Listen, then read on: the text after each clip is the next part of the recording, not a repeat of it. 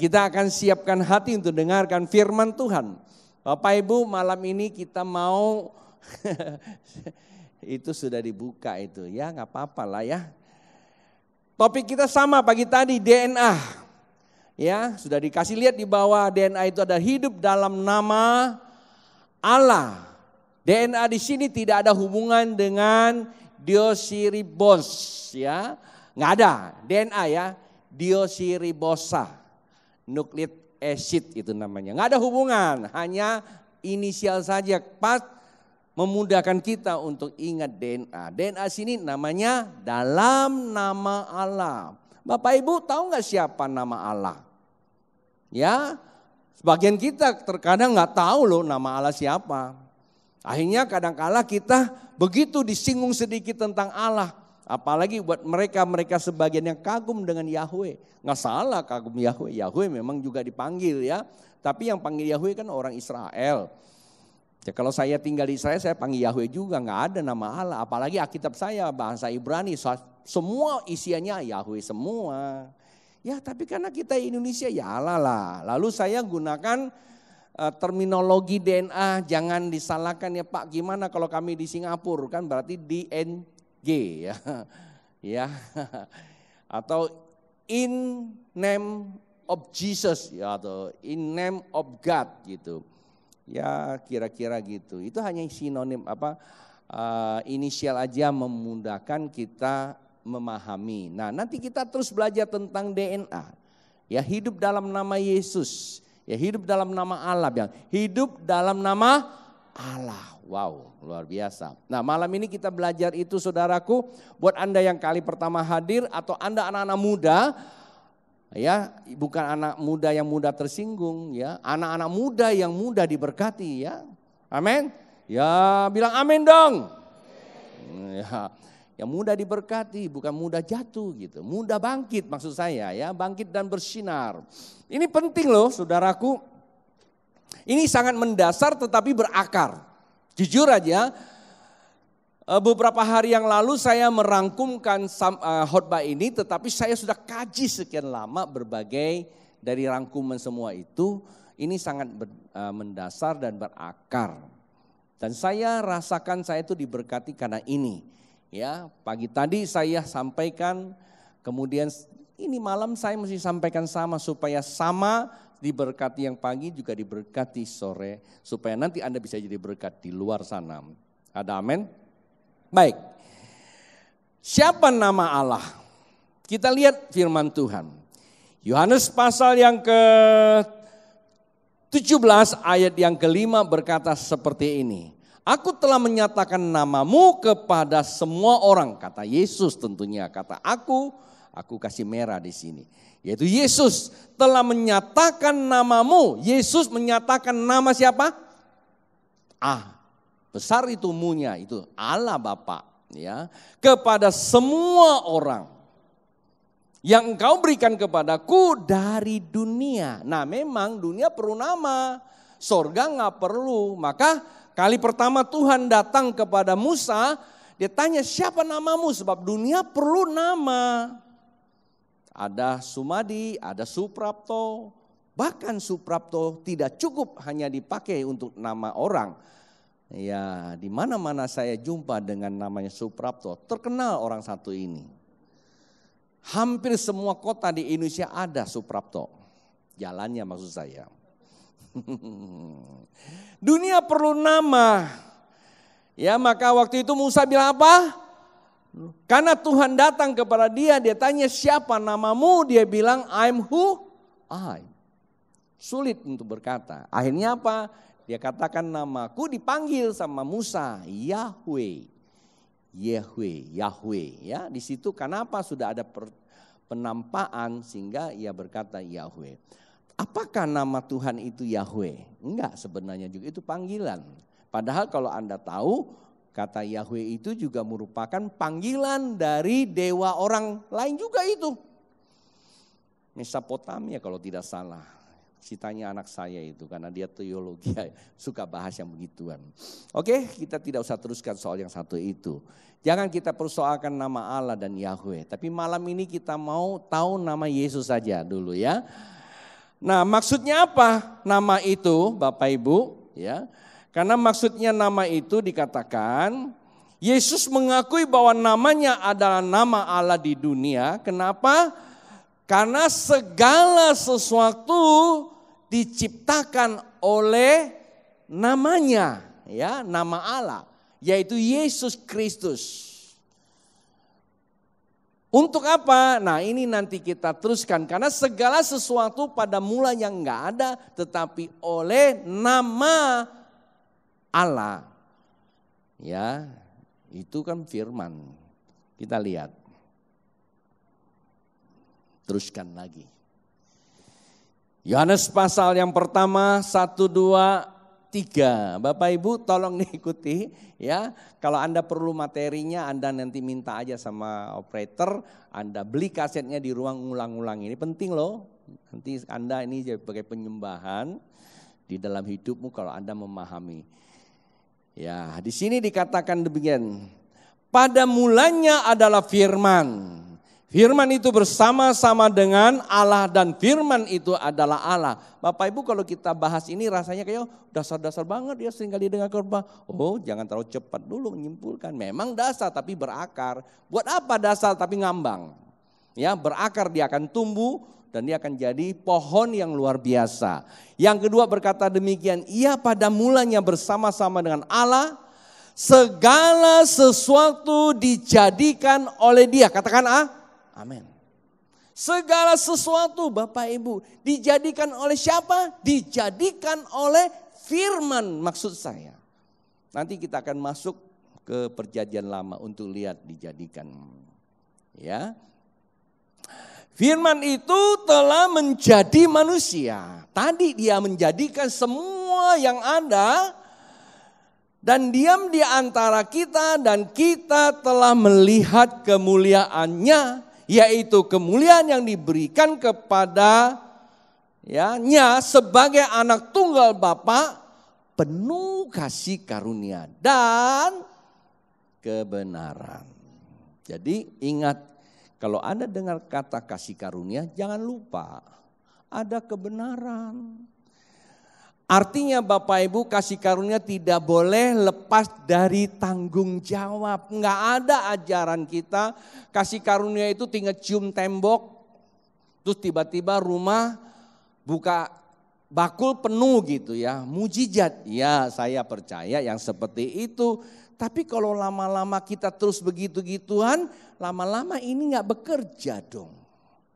Tuhan kan jadikan kita super. Katanya kan dahsyat. Masa sih kita diciptakan masuk di kamar terus cuman hanya puasa, terus doa. Semua itu penting. Ya, karena itu menyambung kasih karunia. Tapi kebenarannya beda lagi. Kebenarannya apa? Fungsi manusianya harus difungsikan kembali. Manusiakan manusia gitu loh.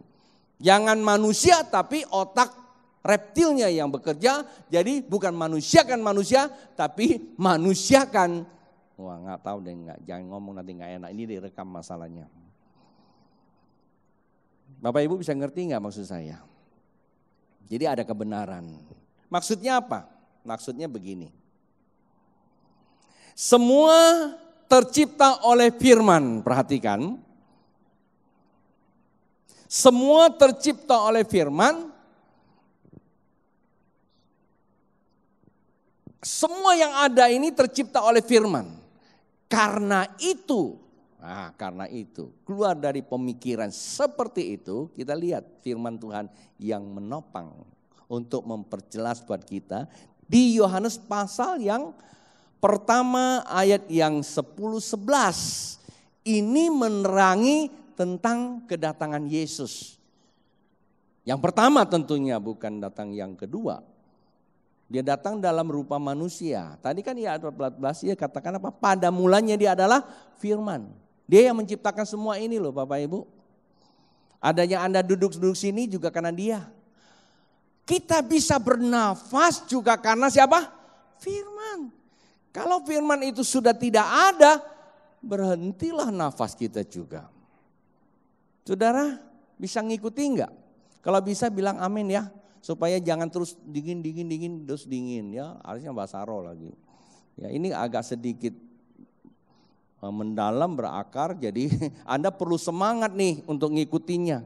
Karena ini lagi bicara masa lalu, masa sekarang, masa akan datang kehidupan kita Bapak Ibu, Saudaraku. Penting, bilang ayo, penting loh anak-anak muda. Ya, harus belajar, kalau enggak nanti Anda ketinggalan. Ya, untuk Anda yang berkeluarga, untuk Anda yang sedang bisnis, ini dasar. Ya, maka dikatakan ia telah ada di dalam dunia. Karena tadi ayat 14 katakan apa? Firman telah menjadi manusia, ia telah ada dalam dunia dan dunia dijadikan olehnya. Wow. Dunia dijadikan olehnya, jadikan firman. Ada yang langsung waktu Allah berfirman, ada yang melalui saudara dan saya. Contoh, gedung ini siapa yang buat? Siapa yang buat? Anda bilang, Tuhan, waduh Anda ini terlalu banyak, terlalu spiritisme sih. Udah jelas-jelas ini tukang. Ya kan? Gedung ini tukang. Pakai apa? Ya ada biayanya lah. Tapi firman yang telah ada di dalam tukang. Jadi manusia coba kalau dia gak ada firman, dia kayu. Gak bisa itu barang. Apa kayu bisa jalan sendiri? Kayu bisa hidup di hutan, tapi kan gak bisa pindah ke sini. Nah yang pindahin siapa? Ada firman yang jadi Gideon, umpamanya Gideon tukangnya pindah. Nah itu dia, sama hanya beda saja. Jadi tidak boleh kita lepaskan, ada peran Allah, ada peran manusia. Ngerti gak? Nanti ketemu nih, maksudnya apa saudaraku?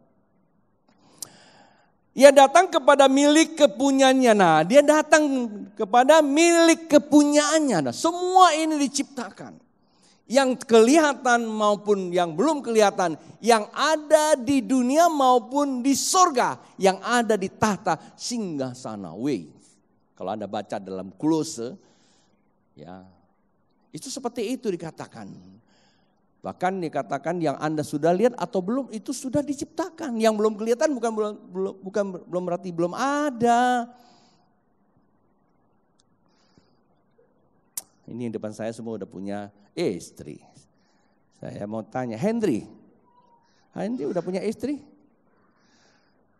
Anda tahu Anda udah punya istri belum? Udah punya belum? Belum. Memang Anda belum lihat, tapi sudah punya. Belum datang itu istrinya. Masih dalam proses, bukan sudah ada, belum kelihatan. Nah nanti Anda ikutin, ya kan? Anda udah punya anak belum? Udah punya satu, itu anak juga sama ya, ngomongnya jangan takut-takut. Semua orang udah tahu.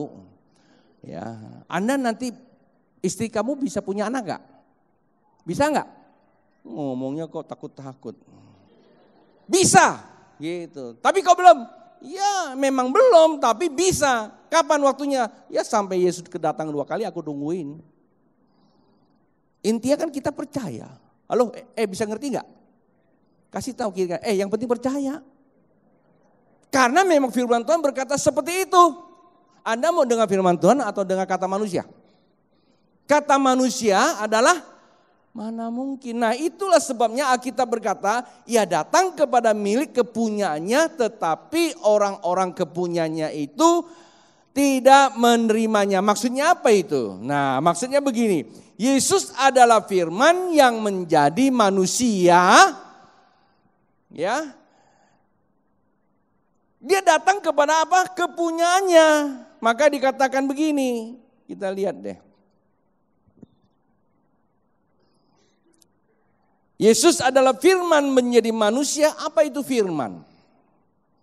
Firman adalah logos menjadi rema.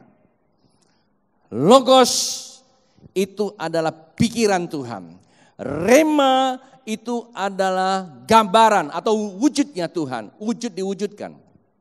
Ya, Yesus pada mulanya adalah logos dan dia sudah jadi manusia. Itulah rema.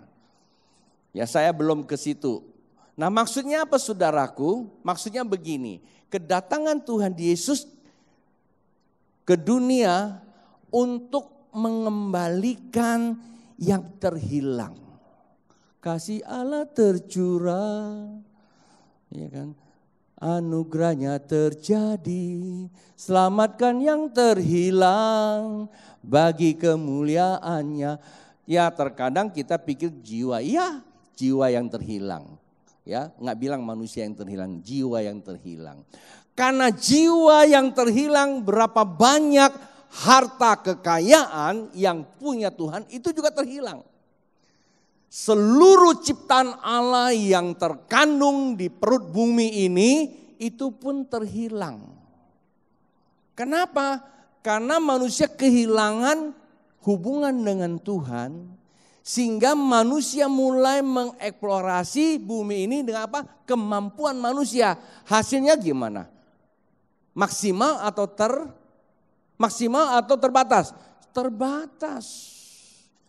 Akibatnya terbatas, manusia lebih banyak apa? Memuji Tuhan atau mengutukin Tuhan? Coba aja lah kalau hujan terus, Anda bilang apa? Kenapa ya hujan mulu? Apalagi kalau ada punya baju gak kering-kering nih, punya cuma 2, jemur gak kering lagi. Tuh baju gua gak kering, Tuhan gimana ini? Salah juga, padahal di kampung sana ada minta, Tuhan lebih banyak hujan karena kami sedang butuh air. Ya toh? Karena kita tidak mengenal. Nah, kenapa di sini ada benang khususnya? Ada kehilangan hubungan. Ya, manusia ketika tidak respect, tidak taat kepada hukum Allah, hukum kehidupan, maka hilang. Ya, hilang kemuliaan Tuhan. Dia katakan bahwa manusia jatuh dalam dosa maka hilanglah kemuliaan Tuhan. Dan saat itu manusia tidak lagi bisa berbicara dengan Tuhan. Akibatnya apa? Manusia mulai cari Tuhannya masing-masing. Apa? Barang-barang yang bisa memberikan dampak yang lebih aneh atau ajaib yang di luar kemampuan dia. Dia katakan itu Tuhan, maka munculnya banyak penyembahan. Oke, kita tidak bahas seperti itu. Nah, datangnya Tuhan itu mengembalikan. Artinya gini, engkau manusia adalah firman Allah pada benar. Jadi manusia itu adalah logos, jadi rema. Di dalam manusia itu ada logos, ada rema, dan ada exousias. Exousias itu adalah sebuah kekuatan untuk mengandung karya cipta. Nah, ini hilang Bapak Ibu. Kenapa? Karena tidak taat kepada Tuhan. Tidak taat kepada kebenaran. Sehingga ini putus dan perlulah Yesus datang untuk sambung kembali. Bisa dimengerti Bapak Ibu? Penting enggak hidup dalam nama Allah? Penting enggak? Berarti DNA, yaitu Yesus Kristus. Dan dia datang untuk menyambung kembali. Nah, Yesus datang ke dunia sama seperti manusia. Hidup dalam daging, makanya jadi manusia. Asalnya juga logos dan logos jadi rema. Di dalam Yesus ada logos, ada rema dan ada juga apa? Ada juga exousias. Ini bahasa Yunaninya tentu, bahasa Grikanya. Logos itu pikiran, maka itu ada logika. Ya, itu asal dari logos, logika. Terus rema, itu juga bahasa Grika. Rema itu adalah rupa atau sesuatu yang kita lupakan, terhilang, itu dikembalikan. Namanya apa? Remembered, diingatkan gitu loh. Gak ngerti ya? Maka itu rema. Nah, rema itu apa? Rema itu diwujudkan kembali, sesuatu yang lupa. Bahasa Inggrisnya apa? Remember. Maka ada kata remember, itu rema. Exousias. Ya kan, exousias itu adalah suatu kekuatan yang keluar, exhaust, kayak exhaust fan, ya, keluarkan, ya. Keluarkan sesuatu yang terkandung di dalam diri kita. Ketika kita berhubungan sama Tuhan. Nah, sesungguhnya manusia pada mulanya diciptakan seperti itu. Mari kita lihat. Ya, kita langsung saja. Firman Tuhan berkata di dalam Kejadian pasal yang kedua, 4-7. Demikianlah riwayat langit dan bumi pada waktu diciptakan, ketika Tuhan Allah menjadikan bumi dan langit. Perhatikan, belum ada semak apapun di bumi, belum timbul tumbuh-tumbuhan apapun di padang. Sebab Tuhan Allah belum menurunkan hujan ke bumi dan belum ada orang untuk mengusahakan. Sama-sama yuk kita katakan, belum ada orang untuk mengusahakan. 2, 3. Belum ada orang untuk mengusahakan tanah itu. Sekali lagi, belum ada orang untuk mengusahakan tanah itu. Sekali lagi, belum ada orang untuk mengusahakan tanah itu. Siapa orangnya? Tunjuk kiri kanan. Kamu orangnya. Apa itu di dalam tanah? Di dalam tanah ada apa? Saudaraku, ayat ke-6 dikatakan, ya di dalam tanah nanti kita lihat, itu dalam tanah itu ada apa? Ya tadi itu di dalam Yohanes pasal yang pertama, ayat yang ketiga dikatakan segala sesuatu diciptakan. Kalau Anda mau pengen tahu apa lagi nih, ya Anda akan lihat di Kejadian, di dalamnya Anda lihat ada 4 sungai, itu sungainya semua ada apa? Ada emas, ada permata, ada semua kekayaan alam semesta terkandung di bumi ini. Luar biasa Bapak Ibu. Allah kita hebat enggak? Allah dahsyat. Bapak kita aja tiap kali mikirin kita. Sekolahkan kita supaya kita sukses jadi orang yang baik. Enggak pernah ada bapak yang pengen anaknya jadi berantakan.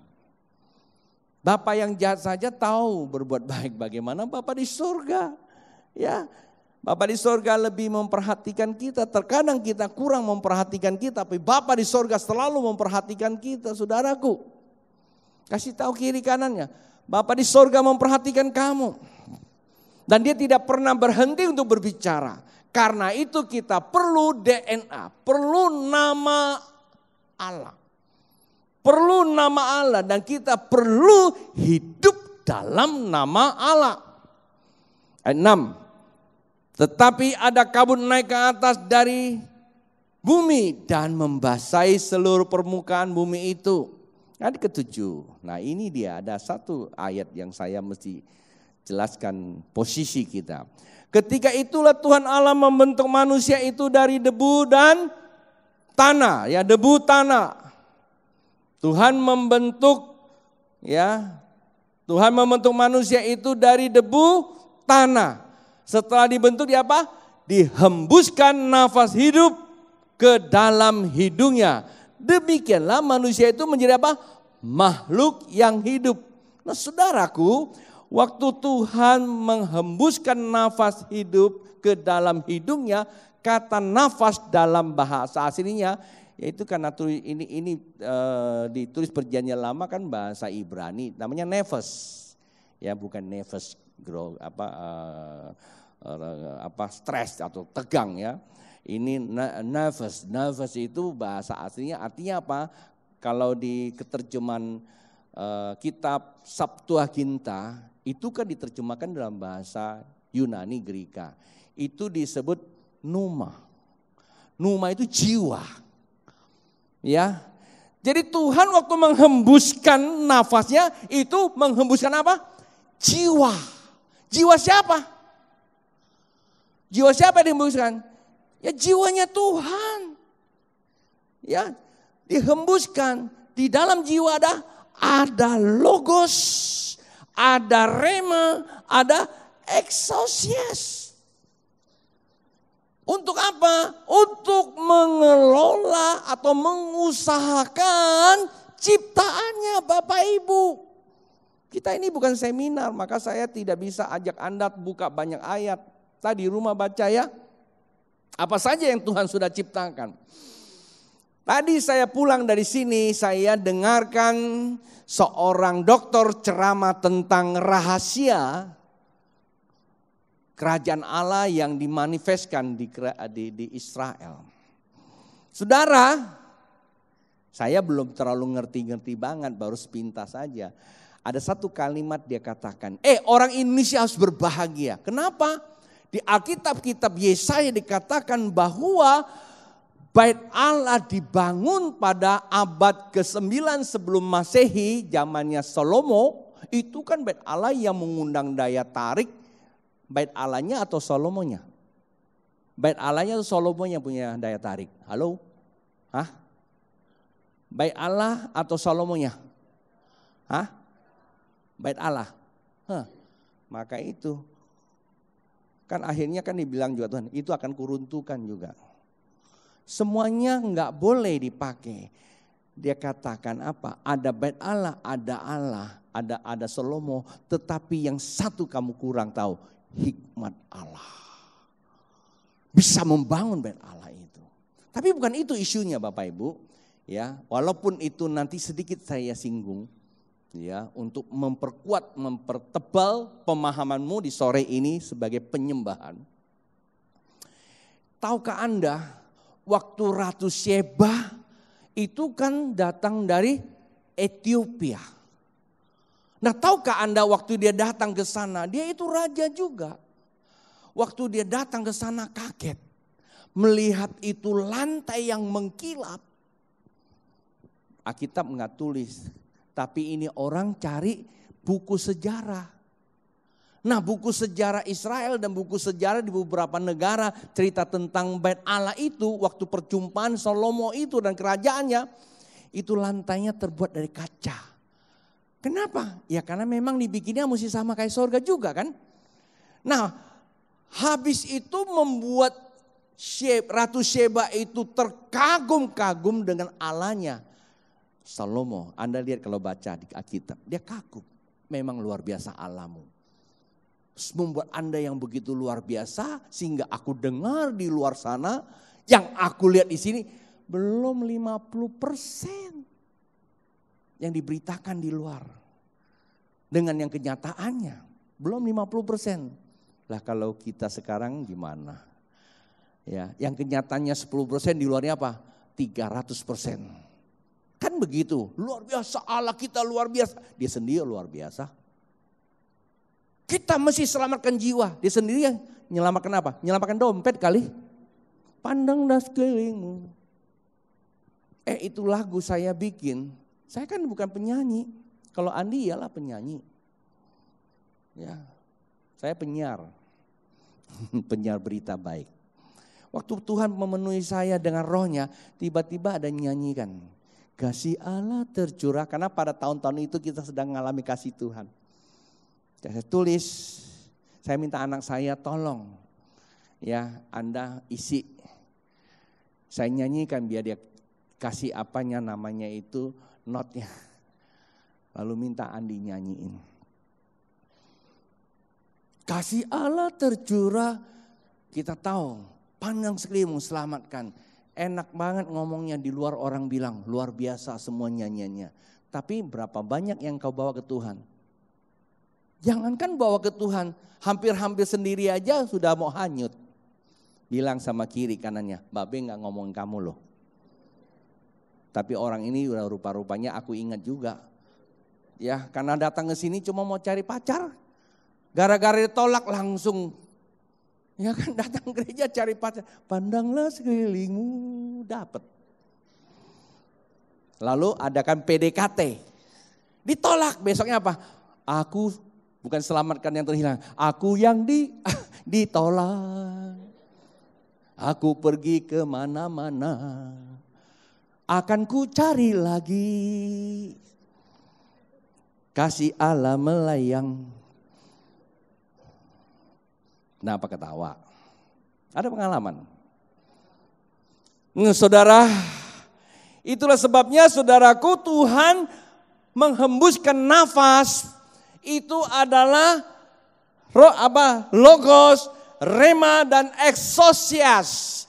Kan tetapi begitu manusia lebih tertarik kepada tawaran setan. Waktu itu datang setan menggoda. Setan itu bekerja sampai hari ini itu seperti udara yang terus penetrasi. Maka diistilahkan apa? Paralambano. Ya akan selalu masuk. Sebenarnya ada firman, dia mesti belajar kayak Yesus juga. Kalau Yesus bilang apa?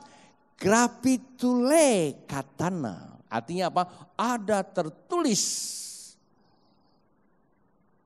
Apa yang tertulis? Yaitu firman, grafi. Tertulis itu berarti apa? Melekat dalam hatinya. Jadi bukan dibaca untuk disenang-senangi. Jikalau firman Tuhan yang tertulis di dalam hatimu, setan itu gak bisa masuk.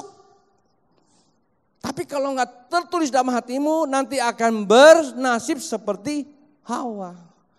Benar juga ya kata dia. Berapa banyak orang jatuh seperti itu. Padahal firman Tuhan katakan seperti, kenapa? Akibat daripada meragukan Tuhan, yang namanya logos, yang namanya rema, yang namanya exousia hilang. Yang ada cuma pikiran manusiawi yang datang dari dunia. Hikmatnya hikmat dunia, bukan lagi hikmat dari sorga. Dari situlah saudaraku, kita tidak bisa lagi mengerjakan ciptaan Allah yang dikatakan pada mulanya dijadikan oleh firman. Oleh sebab itulah Yesus perlu datang kembali untuk memulihkan yang namanya jiwanya. Karena itulah selamatkan yang terhilang, selamatkan jiwa. Bilang selamatkan jiwa. Termasuk jiwa lo, tahu gak bilangin. Termasuk jiwa lo juga tuh, pikiran, perasaan dan kehendakmu perlu diselamatkan. Oke, bisa dimengerti Bapak Ibu? Maksudnya apa saudaraku? Manusia itu jangan sombong lah. Kenapa? Karena manusia itu terbuat debu tanah. Menjadi manusia yang dahsyat. Kata kitab, kata siapa? Kata Daud. Kejadianku dahsyat. Bilang kiri kan, kejadianmu dahsyat tuh. Ya, kejadian kita dahsyat, tetapi Anda tahu enggak? Kemarin ada seorang pendeta hebat, tiba-tiba jatuh langsung inna ilahi wa inna ilahi roji'un. Gimana dahsyatnya ya pendeta loh? Tanya kiri kan, kapan bagian kamu? Kan kita tidak tahu. Karena ini tanah. Gara-gara banyak makan itu blackberry. Ya, ketemu kaki. Wih, kaki. Kemarin baru makan kaki kita. Bukan kaki meja, kaki babi. Kolesterol tinggi. Ya kan? Nah, Tuhan bilang dahsyat kok ada yang muda-muda. Saudaraku, isu kita bukan berapa usianya dahsyatnya, bukan berapa gantengnya, bukan berapa cantiknya, bukan berapa kayanya dahsyatnya Bapak Ibu, tetapi dahsyatnya manusia ini loh ya. Mengapa disebut dahsyat? Yang pertama, menjadi gambar dan rupa Allah. Tuh, gambar itu pikiran Allah. Anda tahu nggak waktu manusia belum diciptakan, mari kita jadikan manusia seperti gambar kita. Gambar itu pikiran Allah. Anda ngerti nggak kalau gambar itu bukan benda, gambar begini. Allah mulai berpikir tentang manusia, itu pikiran Allah. Kemudian rupa dirasakan oleh Allah. Maka itu diremakan, dihidupkan dari pikiran ke dalam hati. Kasih tahu kiri kan, sesungguhnya Anda punya tempat di hati Bapa. Itu digeramin sama Tuhan. Dari situlah ada kehidupan namanya exousias. Kalau bahasa Indonesianya berkuasa gitu. Berkuasa ini bukan dinamik, the power of God bukan, tapi exousias artinya mengeluarkan, bukan meledak. Ya, beda. Roh Kudus baru yang namanya dinamik dalam Kisah Para Rasul. Dahsyat kita kenapa? Gambar dan rupa Allah, pikiran dan perasaan Allah. Bukan tubuh kita, tapi dalam otak kita ini ada pikiran dan ada perasaan Allah. Luar biasa enggak? Lalu yang kedua, ya apa lagi? Terima nafas hidup dari Allah. Nah, selain kita diberi pikiran dan perasaan Allah, dan pikiran perasaan Allah yang hidup langsung, bukan merasuk tapi menerobos ke dalamnya. Karena ada pikiran, ada logos, ada rema, maka nafasnya bisa masuk. Tetapi ketika logos dan rema itu mulai digoyangkan sama dunia, maka yang namanya nafas itu putus. Kan kita kok gak mati ya? Bukan nafas yang kita hirup ini, maksudnya apa? Jiwa, hubungannya, numanya putus. Kita tidak memiliki akses, maka perlu Yesus datang kembali. Saudara bisa paham sampai di sini? Nah, mulai tadi saya sudah jelaskan apa itu gambar, rupa, dan nafas. Ya, hidup Allah. Terus lagi. Kejadian pasal yang ke-1 ayat 26 dan 27. Bapak Ibu, ini bagus sekali nih. Saya mulai mau jelasin buat kita. Berfirmanlah Allah, baiklah kita menjadikan manusia menurut gambar dan rupa kita. Bayangkan Anda. Ya, manusia belum ada saja sudah ada di dalam pikiran, di dalam perasaan Tuhan. Lalu dikatakan kitanya Tuhan, kata kita itu mengandung dua unsur. Bapak Ibu Saudara yang masih sekolah ngerti ya. Kata kita itu mengandung dua unsur.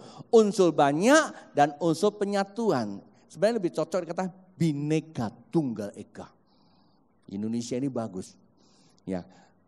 Sebenarnya ini juga merupakan apa? Gambaran Tritunggal. Tapi saya lebih setuju bukan hanya Tritunggal. Kata kita, kemudian terciptanya manusia, kita bagian daripada kitanya juga.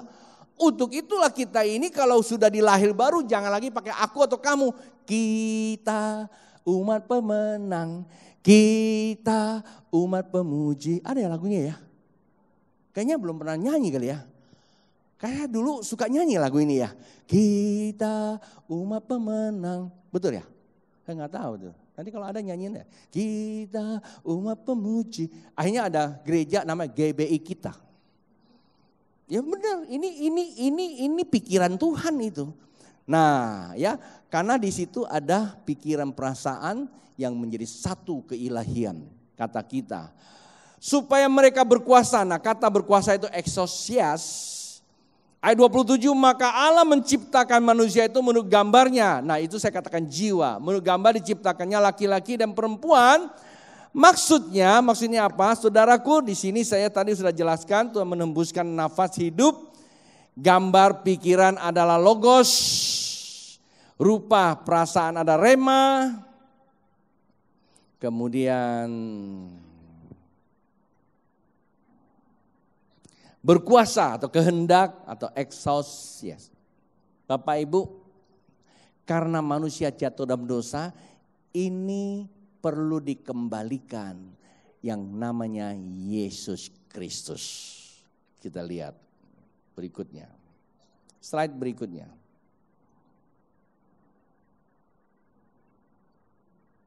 Exousias. Exousias untuk apa?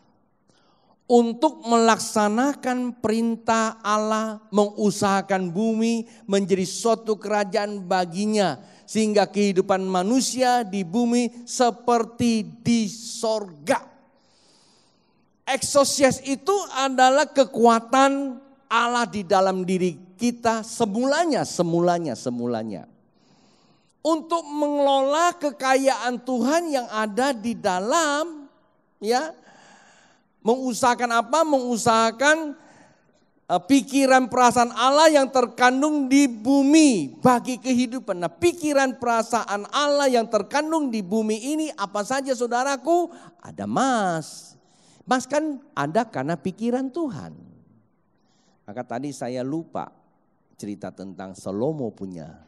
Menurut sejarah yang konspirasinya saya belum bisa konfirmasi. Tapi ini baru saya dengar sepihak.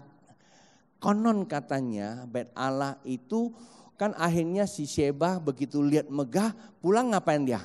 Kirim emas, berapa banyak emasnya? Ada emas Joko, emas Toto, emas Tito, Mas Kartono, bukan.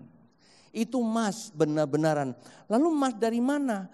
Emas itu disinyalir, diambil dari India. Karena ada fakta sejarah di India, mereka pernah menjadi penulang atau penada emas-emas yang dirampok oleh para penulang ya. Dijual ke India. Di situ tidak dikasih tahu mana, tetapi dari negeri timur yang jauh, pesisir pantai dan pulau-pulau. Fakta sejarah mengatakan dunia yang paling banyak pulau adalah Indonesia. Karena zaman dulu masih primitif. Di abad ke-9, kekayaan yang segitu luar biasa sudah pernah digali. Dan mereka menganggap seperti itu, lalu para sejarawan dan para arkeolog mulai memikirkan ini kelihatannya cocok dengan Papua. Dan sekarang ada namanya Freeport. Emas yang terbesar di dunia. Bahkan Alkitab katakan disitulah emas yang pernah masuk ke Bait Allah. Anda kalau baca di dalam kitab Yesaya.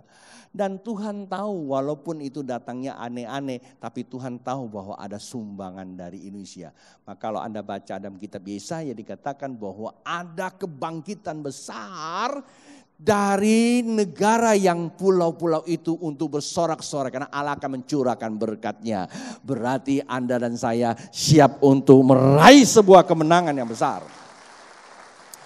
Bapak Ibu, kan itu tidak bisa kita cuma teriak, kita perlu ada logos dan remanya.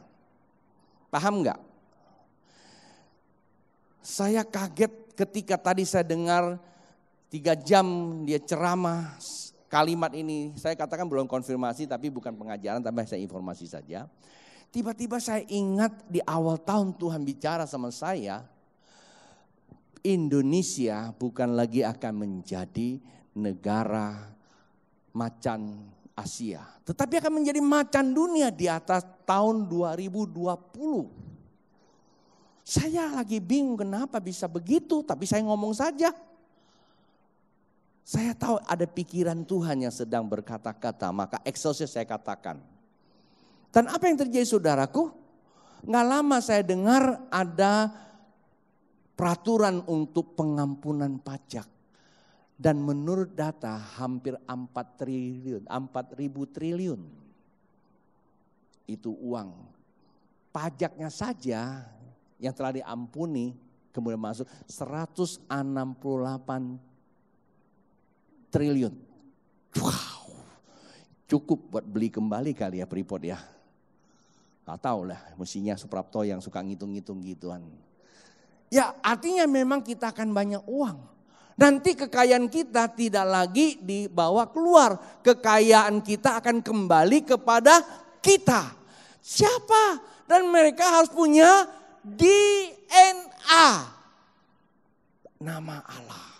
Itu Yesus Kristus. Supaya logos dan rema itu kembali sehingga ia memiliki kekuatan exousianya. Bisa melaksanakannya. Bisa menjudge, bisa mengerjakan sesuatu. Ini salah satu contoh saudaraku, hanya bikin semangat aja. Udahlah kita cerita yang dekat-dekat aja di antara kita.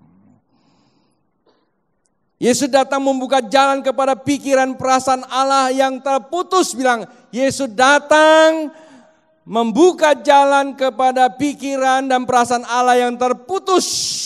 Penting gak? Oh sangat penting sekali. Karena itu, saudara, manusia dapat usaha pikiran dan perasaan Allah karena kita ingin menggali semua sumber kekayaan terkandung di dalam bumi ini yang oleh karena datang dari Tuhan, kita perlu pikiran perasaan Allah. Caranya gimana? Ya, kita lihat dulu kandungannya apa sih? Bumi penuh dengan kasih karunia dan kebenaran. Itu saja ya, saya hapus yang lain-lainnya. Ini supaya di rumah ada penuh dengan kasih. Bumi ini penuh dengan kasih karunia dan kebenaran. Maka itu kalau ngerjakan kasih karunia jangan lupa kebenarannya. Maksudnya kalau diberkati jangan lupa bayar perpuluhan gitu loh kira-kira. Kan gampangnya begitu ya. Tawanya sedikit agak bingung kan gitu. Jangan cuma kaya aja, giliran benarnya kurang ya. Saudaraku, tapi ini salah satu contoh. Maksudnya kita boleh kaya tapi jangan jadikan orang lain sengsara. Ngerti enggak? Kita boleh sukses tetapi kesuksesan kita kudu tanya, Tuhan saya jadi seperti ini karena kehendak-Mu, bukan. Kan mesti setur kehendak Tuhan. Oke? Manusia bertanggung jawab usaha menunjukkan kasih karunia itu dalam kebenarannya. Karena Tuhan berikan apa kepada kita? Pada saat waktu Yesus datang kepada kita, kita dikembalikan apa? Logos, rema, dan ada exousias. Artinya di situ telah diberikan Matius pasal 25. 5 talenta, 2 talenta, dan 1 talenta. Tanya sebelah kiri kanannya, kamu bagian yang berapa tuh talentanya? Dia bilang 5, yang benar. Jangan-jangan 1 kali ya. Dikuburin gitu. Itu korupsi itu. Kita diberi waktu hidup ini. Anda kerja juga diberi waktu. Ya kan? Kita kerja di kantor dikasih waktu berapa jam? Itu talentanya 5, 2, 1. Yang mana Anda mesti kerjakan? Maka kalau kerja kita harus beri konsep atau prinsip kerajaan Allah. Artinya apa? Kita kembangkan waktu yang Tuhan berikan pada kita melalui bos kita. Kita harus respect bos kita, maka kita bisa meresponi semua tugas yang diberikan. Tapi kalau kita tidak respect kepada dia, kita nggak kenal siapa dia, kita cuma kenal gua digaji. Terus kita bilang apa? Gajinya nggak cukup. Jangankan beli mobil, beli susu buat anak aja udah kurang. Terus kita bilang apa? Kalau gitu bos kan nggak tahu, curi waktu lah. Kerja yang lain, itu namanya apa? Korupsi tuh. Korupsi kena kutuk. Kaya sih. Tapi hasil dari korupsi kena kutuk. Maka enggan tuh bayar perpuluhan. Sukses tapi enggan bayar apa? Karena keluar dari kebenaran. Ya kan? Jadi kalau kita bisa tahu bahwa saya kerja karena kasih karunia, maka kebenaran kita jalankan. Walaupun gajinya kecil. Tapi bilang apa? Cukup Tuhan. Walaupun segitu, Tuhan terima kasih. Ya, terima kasih. Maka waktu kita ucap syukur saudaraku, orang yang bisa mensyukuri apa yang Tuhan berikan, itu akan terjadi kehidupan. Saudara, ini penting loh. Ini karakteristik membuktikan kita DNA atau di luar DNA. Hidup dalam nama Allah atau dalam nama dunia. Kalau dalam nama dunia, ukurannya yang penting kaya, sukses saja, tapi tidak ada kebenarannya. Jalan tuh. Ya. Kalau dalam Allah itu selalu ukurannya benar atau tidak, ada hubungan dengan firman Allah. Sebagai bagian daripada pengikat perintah menjadi tanggung jawab adalah kita kudu apa? Kita perlu hidup dengan DNA. Cepat nih. Artinya apa? Artinya hidup kepenuhan Yesus. Hidup kepenuhan Yesus. Bagaimana Anda dan saya bisa hidup kepenuhan Yesus? Filipi pasal 2, 5, 6 berkata seperti ini. Hendaklah kamu hidup dalam hidupmu bersama menaruh pikiran dan perasaan yang terdapat juga dalam Kristus Yesus. Yang walaupun dalam rupa Allah, tidak menganggap kesetaraan dengan Allah itu sebagai milik yang harus dipertahankan. Maksudnya apa? Maksudnya ini. Kehidupan manusia disatukan kembali ke dalam pikiran, perasaan, dan kehendak Allah oleh siapa? Yesus Kristus. Karena itu, karena itu hiduplah dengan apa? Pikiran dan perasaan Yesus. Pertanyaannya, bagaimana hidup dalam pikiran dan perasaan Yesus? Pikiran perasaan Yesus, pikirkan dan rasakan semuanya itu sesuai kehendaknya. Saudara, Satu hari begini, ada seorang masak. Lalu dia datang lapor ke gembalanya, ini cerita dari gembalanya. Dia datang ke gembalanya, Pak tolong doakan ya, saya mau ikut perlombaan memasak. Itu di luar negeri sana.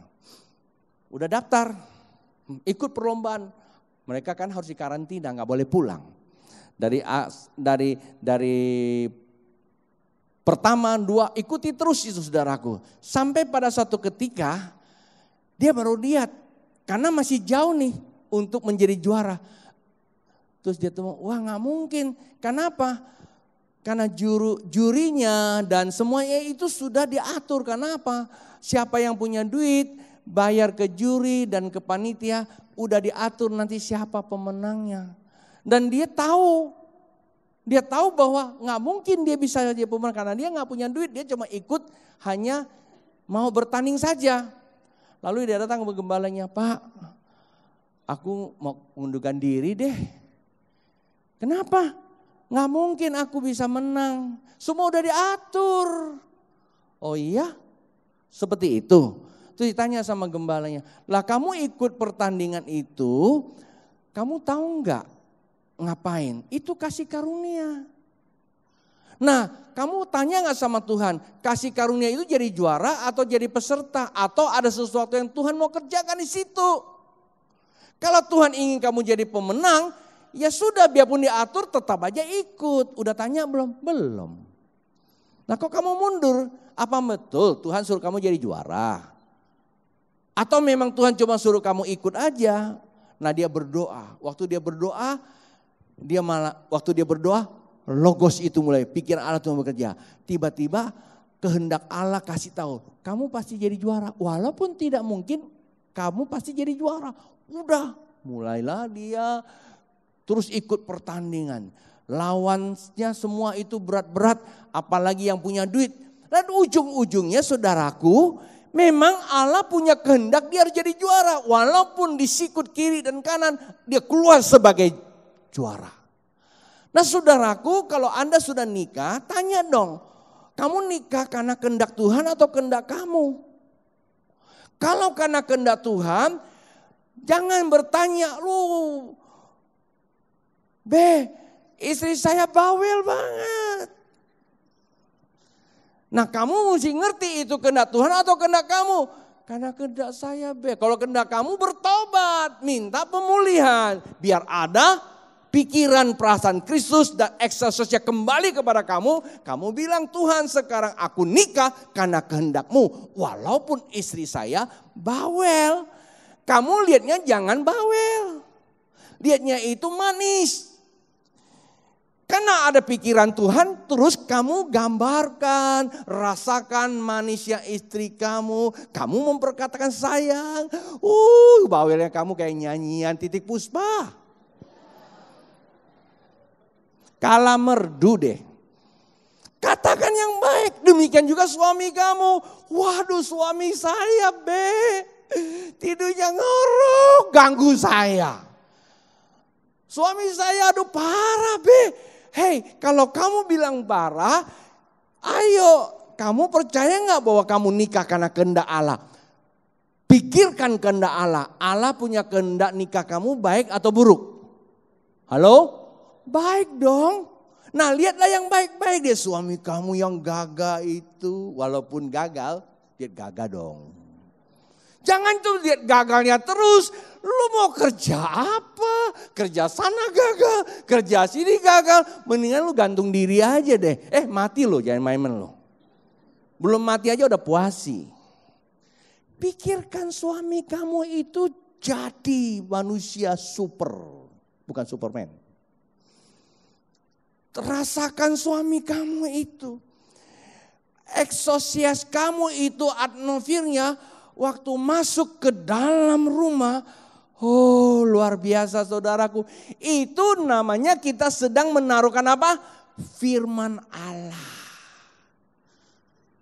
Tahukah Anda?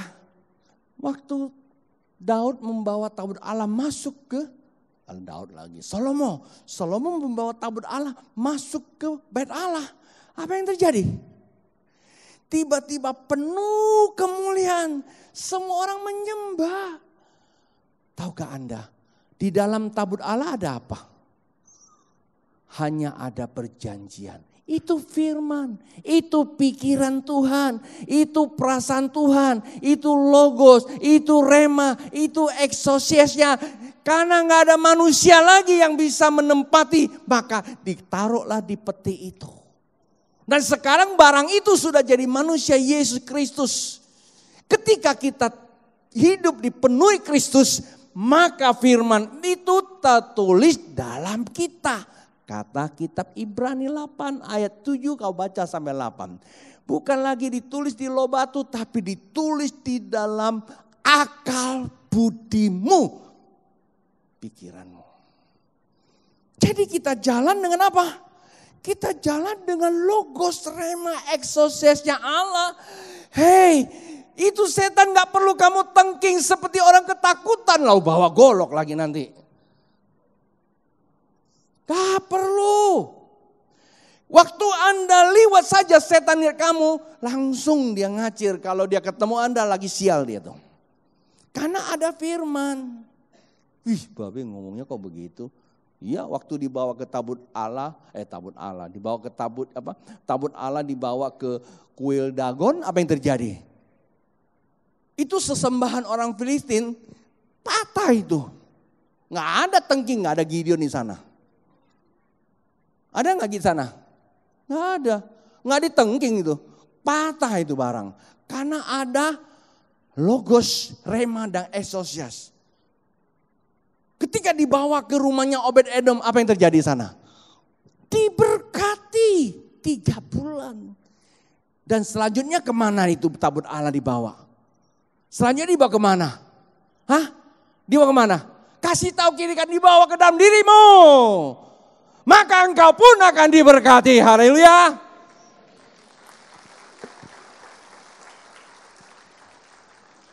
Saudara, kandungan alam ini masih begitu banyak hasil dari logosnya Allah. Dan dia butuh orang yang memiliki logos dan rema. Yaitu Anda dan saya. Untuk mengerjakannya. Maka itu tiap hari katakan, Tuhan, aku ucap syukur Tuhan. Bangun dong pagi-pagi.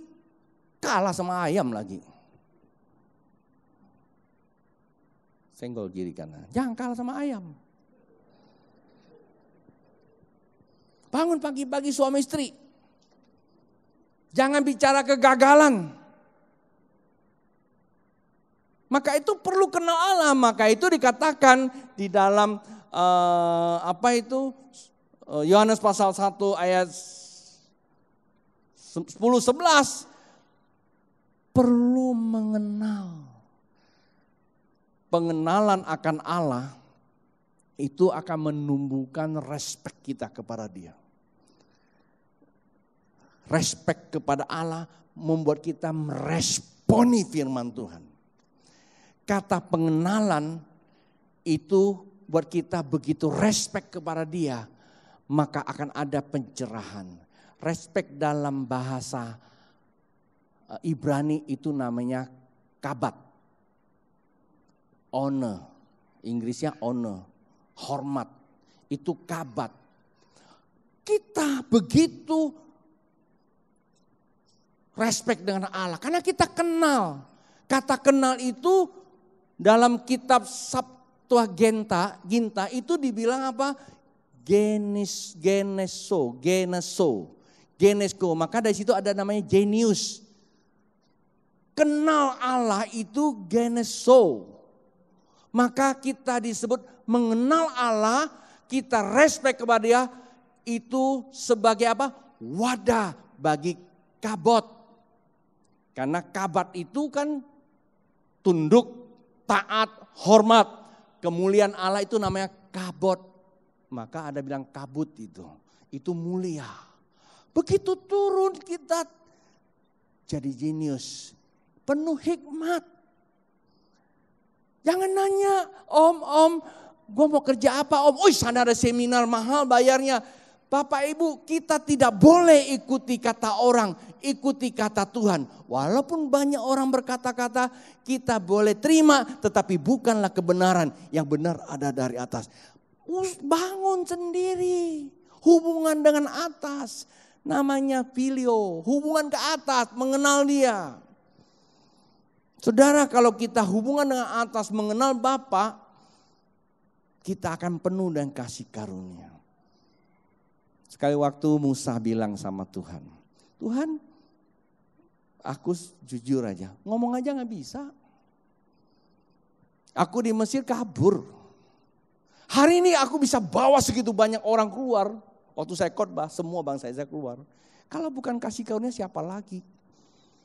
Itulah sebabnya aku mau Tuhan hidup dalam kasih karunia-Mu. Karena itulah saya perlu mengenal Engkau. Tunjukkan jalannya Tuhan. Kata Tuhan, gak bisa. Aku perlu bimbing kamu. Maka itu kamu jangan dekat-dekat, dia bilang. Tanggalkan kasusmu. Untuk mengenal Tuhan perlu berjalan bersama-sama Dia. Untuk berjalan sama Dia, tinggalkan sifat burukmu itu. Perasaan jelekmu itu. Istrinya dijelek-jelekin. Istri cantik begitu dibilang kayak gentong. Gendut kayak ikan tongkol kayaknya. Suaminya ganteng begitu dibilang apa? Bodoh-bodohin aja. Kalau sikap kita masih begitu, kamu gak bisa mengenal Tuhan. Yang kamu kenal cuma emosimu itu Bapak Ibu. Padahal di depan itu ada harta kekayaan, kau tidak bisa gali. Maka yang akan dapat ayam. Karena ayam pagi-pagi udah kokok, udah nyembah Tuhan. Itu untuk keluarga atau pekerjaan. Mari Bapak Ibu, gambarkan anakmu itu pinter. Walaupun rada-rada nakal. Namanya juga manusia kok. Kita dulu juga nakal. Gambarkan, bawa anakmu kepada Tuhan, ini kasih karunia. Ku berkati dia. Di dalam kenakalannya yang benar itu menjadi penghiburan buat saya. Kau sedang mendidik saya. Saudara, saya berani berbicara karena saya juga punya anak. Bukan berarti anak saya tidak ada yang nakal. Itu rahasia pribadi dan rahasia keluarga. Tetapi saya cuma datang kepada Tuhan, Tuhan berkati anak-anak saya. Termasuk jemaat Tuhan. Ada satu jemaat yang udah lama aku gak tahu. Tiba-tiba Tuhan kasih tahu saya. Saya teleponin dia. Tuhan kasih tahu dia, ketakutan dia. Benar benar. Oh benar loh. Lalu saya bilang, hubungan ke atas diperbaiki. Jangan cuma amin di gereja aja. Anda kerja, diberkati, Anda aman. Begitu aman Anda lupa, Anda gak berani lagi hadap. Beresin dulu. Ada begitu banyak. Hari ini saudaraku, kita perlu kembalikan DNA nama Yesus. Bilang sama suaminya, aku nikah sama kamu karena kehendak Allah. Maka aku lihat kamu itu luar biasa. Bilang sama istrimu, aku nikah sama kamu karena kehendak Allah, bukan kehendakku. Aku gak punya hak untuk bilang pernikahan kita. Aku gak punya hak untuk menghancurkan pernikahan kita. Karena pernikahan kita adalah mahkota keluarga. Di dalamnya ada anak kita nanti. Dan ada tetangga kita yang melihat. Dan Allah diam di situ. Karena Allah diam di tengah keluarga. Amen. Lalu usaha. Bilang sama usahamu. Aku lakukan ini karena kehendak Allah. Walaupun cuma jual air. Tapi kalau engkau bilang ini kehendak Allah. Ini air akan bagaikan apa? Minyak di dalam buli yang tak pernah kehabisan. Tepung di dalam budi yang tidak pernah kehabisan. Karena dia memang Tuhan kita. Ngerti? Saya mau katakan Bapak Ibu, ini sesuatu yang serius. Karena ini adalah kebenaran. Bukan gereja, bukan gedung. Tetapi firman Allah. Harus tertulis di dalam logos. Rema menjadi eksosias. Sehingga ketika itu terjadi penyembahan kita, kita akan berkata, hai jiwaku, pujilah Tuhan. Bless the Lord, oh my soul. Ini kisahnya begini. Andrew Chen, ketika dia mengalami pencerahan, dia tahu dia sudah berusaha minta Tuhan udah ampuni, tapi dosanya harus bertanggung jawab. Karena tubuhnya sedang buat dosa. Dia melakukan kejahatan yang cukup. Hukum sedang menyatakan dia harus mati. Pertama takut, dan banyak temannya semua ngotot doa supaya dia tidak dihukum mati. Tapi satu hari menurut orang yang layani dia, karena yang layani cerita, Tuhan ngomong sama dia, tubuh ini dari tanah, ia akan kembali ke tanah. Nggak bisa dipertahankan, tetapi engkau harus bangga. Jiwamu sudah ada DNA-nya. Jiwamu mesti puji dia, maka dia jadikan pujian ini. Bless the Lord, oh my soul. Dia katakan walaupun tubuh ini nanti akan ditembak, tapi jiwa ini tetap bisa memuji Engkau. Saudaraku, mungkin hari ini engkau tidak nyaman dalam hidupmu. Jiwa kamu harus dipulihkan. Bless the Lord, oh my soul. Walaupun tubuh ini belum bisa menghasilkan apa-apa. Walaupun tubuh ini belum bisa menyenangkan suamiku atau istriku. Walaupun pekerjaanku belum menghasilkan. Walaupun pohon zaitun tidak berbuah. Tapi jiwaku tetap bersorak-sorai. Karena sudah dipulihkan. Saudara, mari bangkit berdiri. Kita mau katakan. Saya tidak tahu saudaraku tubuhmu dalam kondisi bagaimana. Tapi satu hal yang saya tahu saudara, ketika engkau percaya firman Tuhan, maka ada firman, ada logos, ada rema yang tertulis. Dan itulah buat penyembahan kepada Tuhan.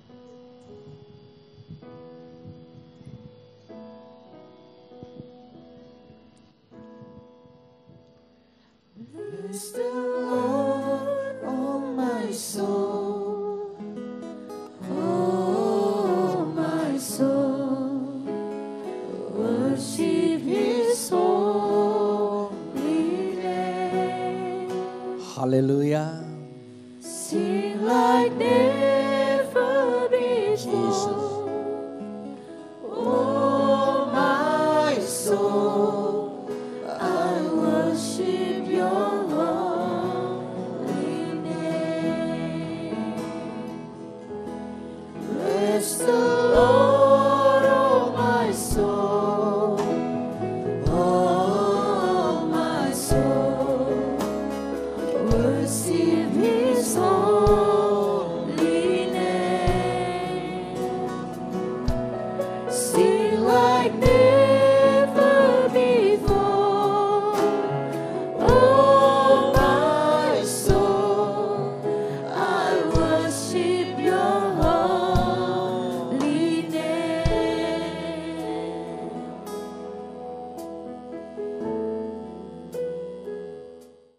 Saudara, DNA, nama Allah adalah nama yang kudus.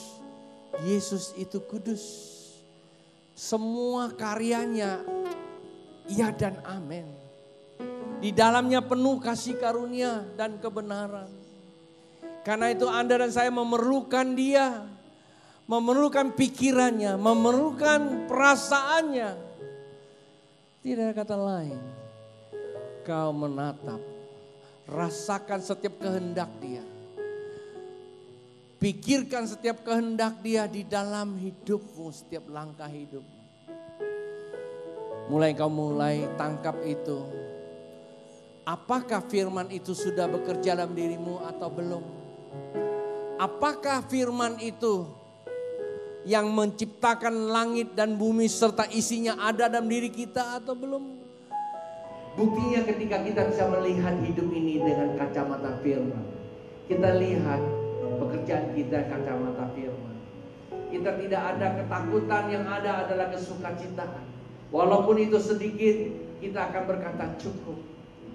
Kita melihat keluarga kita bukan ketakutan, tapi kita lihat yang kesukacitaan. Kenapa? Karena kita lihat dengan firman Allah.